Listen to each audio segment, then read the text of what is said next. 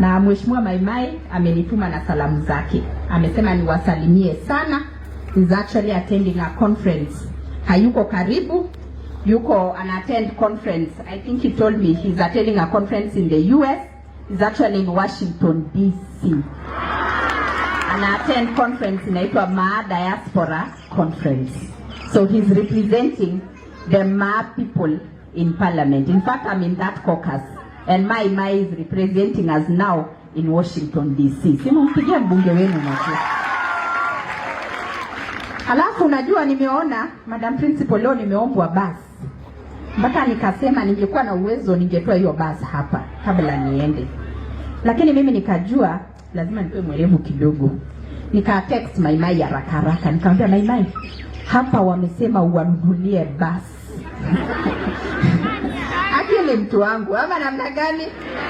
Nikachukua simu nika text State House Controller. Sasa wamesema Kato anunue basi ya ishuli. Wakanisikiza wote. Maimai akaniambia ukitoka next week ukuje tukae chini tujue vile tutapata basi.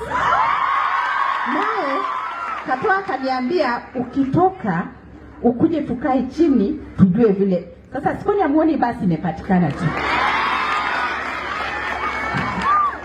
Alafu nikaambia Mheshimiwa Ngedienye, unajua wako wananitaja peke yangu. Walikuwa wanasema Lea Ngedienye.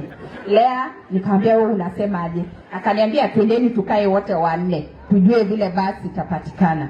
Kwa hivyo sisi tutaenda kukaa wote wanne, alafu tutajua vile basi itapatikana hapa Nonkope Secondary.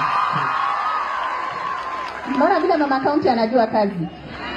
Sai Maimai anajua hiyo maombi yote ilikuwa yake. Nimemwambia Aki, kila mmoja amesimama anasema Maimai basi.